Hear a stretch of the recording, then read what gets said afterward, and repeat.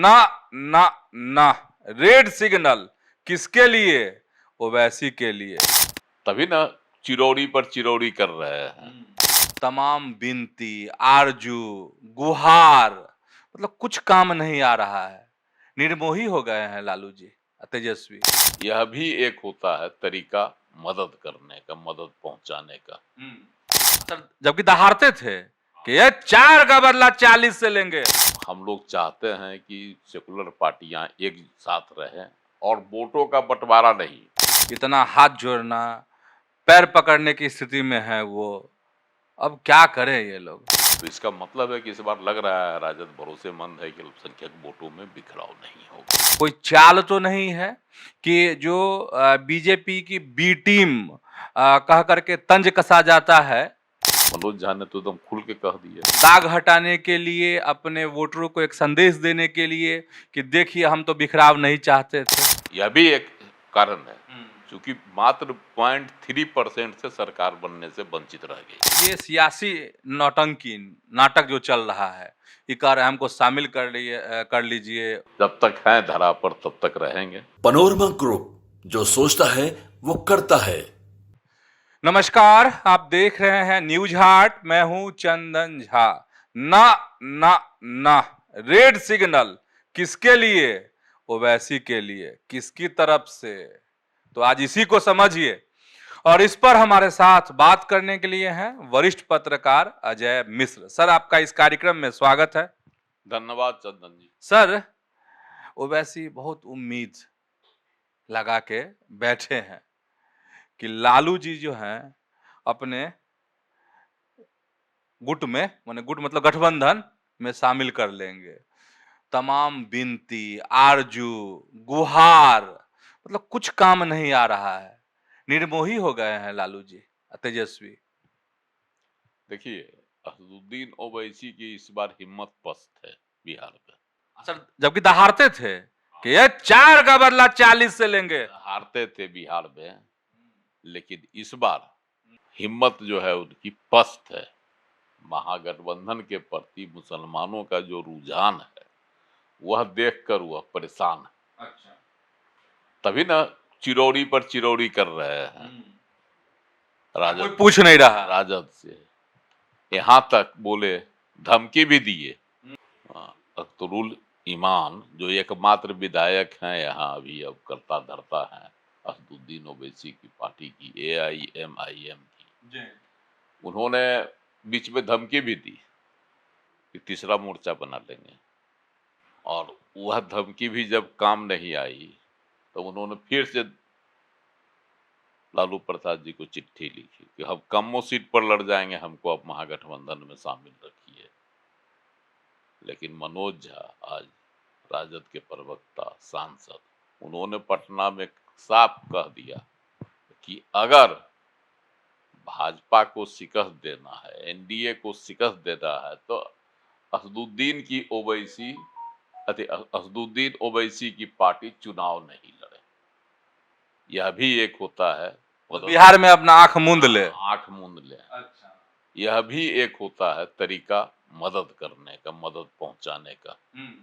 तो बिहार में चुनाव नहीं लड़े तो बहुत बड़ी बात उन्होंने कह दी। उन्होंने स्पष्ट कह दिया कि एक भी सीट उनको नहीं मिलेगा और उनसे सियासी तालमेल करने की ये में क्या कहता है मूड में राजद नहीं है कहीं से भी। तो अब असदुद्दीन ओवैसी के समझ बड़ा सवाल हो गया। अख्तरुल ईमान के सामने बहुत बड़ा सवाल खड़ा हो गया।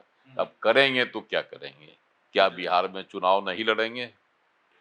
लड़ेंगे तो अकेले लड़ेंगे या राष्ट्रीय तीसरा मोर्चा कोई बनाएंगे, जैसे पिछली बार उन्होंने बना लिया था बसपा 20 में 2020 के चुनाव में, बसपा के साथ, उपेंद्र कुशवाहा की पार्टी के साथ और कई दल उनके साथ, छोटे छोटे दल थे, उन्होंने बना लिया था अपना एक तीसरा मोर्चा टाइप का गठबंधन और इसी पर चुनाव लड़ गया। 19 सीट पर वो चुनाव लड़े, अब 5 गो पर वो जीत गए। बहुत बड़ी उपलब्धि थी। सीमांचल की 5 सीट जो है जीत ली है। अब 5 में से 4 गो विधायक उनका भाग गया आरजेडी में। इसी से उनका हिम्मत पस्त है। असल वो जो दहाड़ है, जो हम कह रहे थे कि बदला लेंगे। हाँ, बदला लेंगे, जो बार बार कह रहे थे कि बदला लेंगे, तो इसलिए वो इस बार उनको कहीं से कोई चारा जो है महागठबंधन की ओर से, राजद की ओर से नहीं डाला जा रहा है, नहीं डाला गया। अब तो क्लियर हो गया, एक तो पहले ही से महागठबंधन उलझा हुआ है। उलझा हुआ है। कांग्रेस, हाँ। मुकेश सहनी की पार्टी, उसके बाद वामपंथी भी आंख तरेर रहे हैं कि हमको इतनी सीट चाहिए। तो इसी में सीट बंटवारे में उलझी हुई है पार्टी। अब वह एक तीसरा सिरदर्द क्यों लेगा राजद? किस किस को वह सीट दे, किस किस को मनौती करे। हालांकि अख्तरुल ईमान तो कह दे कि हमको कमो सीट देगा तो हम चुनाव लड़ लेंगे, लेकिन महागठबंधन में रखा जाए। मनोज झा तो साफ कह दिए कि नहीं, उनको कोई मौका नहीं मिलेगा महागठबंधन में, ना कोई सीट उनको दिया जाएगा। हालांकि राजद के राष्ट्रीय प्रधान महासचिव अब्दुल बारी सिद्दीकी ने कहा है, हम लोग चाहते हैं कि सेकुलर पार्टियां एक साथ रहें और वोटों का बंटवारा नहीं, यह हम लोगों का लक्ष्य है। और असदुद्दीन ओवैसी की पार्टी AIMIM के साथ तालमेल किया जाए या महागठबंधन में उन्हें शामिल किया जाए, इसका अंतिम फैसला तेजस्वी यादव और लालू प्रसाद देंगे। लेकिन मनोज झा ने तो एकदम खुल के कह दिया मूड में नहीं है, देंगे ही नहीं, चुनाव ही नहीं लड़े। अब्दुल बारी सिद्दीकी ने उसमें पेंच लगा दिया, घुमा दिया बात को। वह स्पष्ट नहीं बोले, लेकिन उन्होंने घुमा दिया कि फैसला लेंगे तेजस्वी यादव और लालू प्रसाद जी। आज बैठक भी हुई है ना, कल घोषणा होगी राष्ट्रीय परिषद की जो बैठक में है, लालू प्रसाद जी को बना दिया जाएगा फिर से राष्ट्रीय अध्यक्ष। ऐसे वह निर्विरोध चुने गए, लेकिन कल उनकी ताजपोशी हो जाएगी औपचारिक रूप से।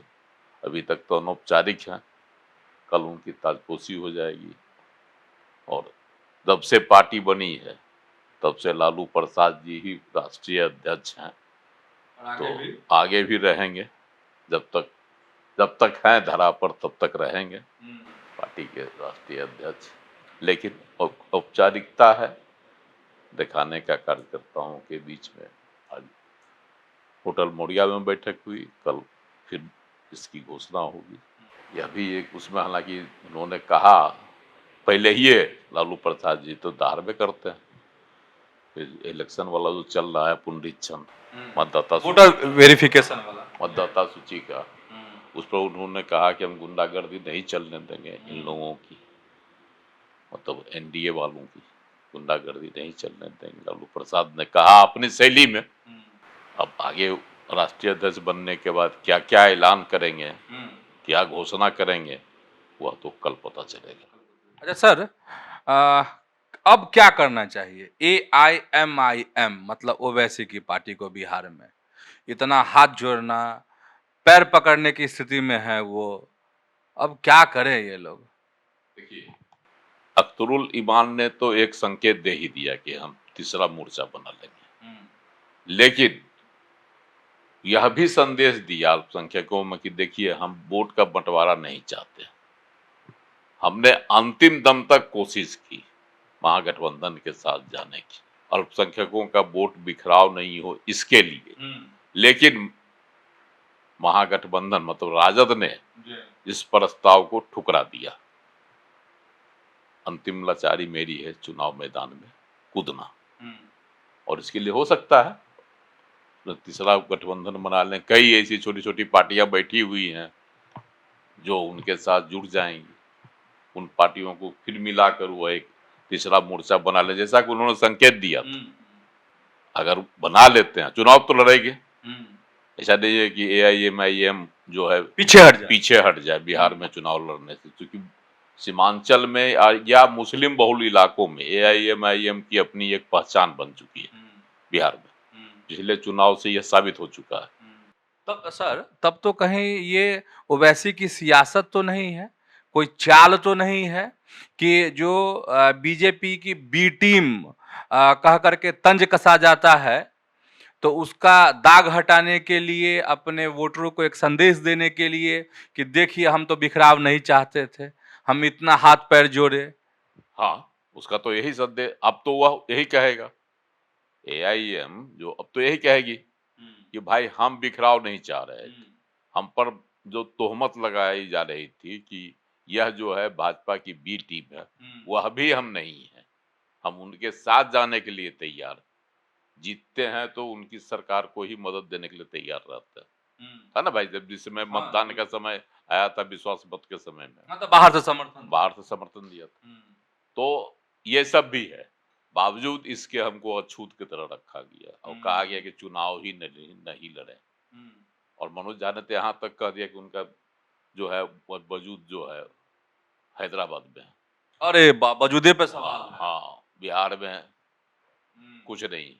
तो 4 गो ले गए सो मनोज झा भूल गए। हाँ, वही तो कह रहे हैं। तो ये सब जो सवाल अब इस पर लगाया जा रहा है कि चुनाव ही नहीं लड़े, उस परिस्थिति में तो तीसरा मोर्चा बनाया गया जिसकी संभावना ज्यादा लग रही है।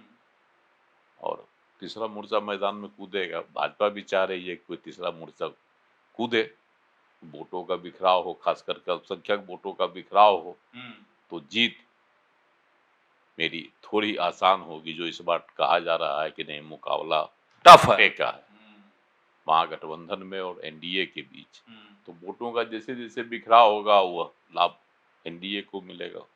अरे सर, एक चीज और समझना चाह रहे हैं कि जो ये सियासी नौटंकी नाटक जो चल रहा है, ये कह रहे हैं हमको शामिल कर लीजिए ओवैसी, और उनकी पार्टी को तरजीह नहीं मिल रही है महागठबंधन में, कान तक नहीं लगा रहे हैं लालू प्रसाद और तेजस्वी यादव, तो इसका वोटर में कितना संदेश जाएगा? जहां आप कह रहे हैं कि हाँ, एक प्रभाव का क्षेत्र है, वोटर हैं ओवैसी की पार्टी के बिहार में। देखिए, इसका संदेश तो जाएगा ही। अख्तरुल ईमान या फिर एआईएमआईएम के नेता तो कहेंगे ही कि हम बिखराव नहीं चाहते थे, लेकिन राजद ने हमको लाचार कर दिया। अब मैदान में अब राजद भी क्यों छोड़ रहा है, जब जानता है कि 5 विधायक जीत गए और सीमांचल में एआईएमआईएम की जो प्रभाव था, इसकी वजह से ही राजद को वह सफलता नहीं मिल सकी जिसकी अपेक्षा थी। अगर सीमांचल में मिल जाती सफलता तो तेजस्वी जी के लिए सरकार बनाना आसान हो जाता। यह भी एक कारण है, क्योंकि मात्र 0.3% से सरकार बनने से वंचित रह गई। जो वोटों का जो आया तो उसको प्रतिशत में देखा जाए तो 0.3% से ही सरकार बनने से रह गई तेजस्वी यादव की। उस परिस्थिति में जो वोटों का बिखरा, एआईएमआईएम ने वोट काटा और मुस्लिम बहुल इलाकों में वोट काटा, तो हार सुनिश्चित हुई सीटें। बावजूद इसके मनोज झा कह रहे हैं कि नहीं, चुनाव वो नहीं लड़े, सीट देने के मूड में नहीं है। तो इसका मतलब है कि इस बार लग रहा है राजद भरोसेमंद है कि अल्पसंख्यक वोटों में बिखराव नहीं होगा। तो समझ गए होंगे नाना वाली बात, मतलब ओवैसी की पार्टी जो एंट्री नहीं मिल रही है महागठबंधन में। तो ऐसे ही जुड़े रहिए न्यूज हाट के साथ, खबरों से अपडेट रहिए। धन्यवाद, नमस्कार।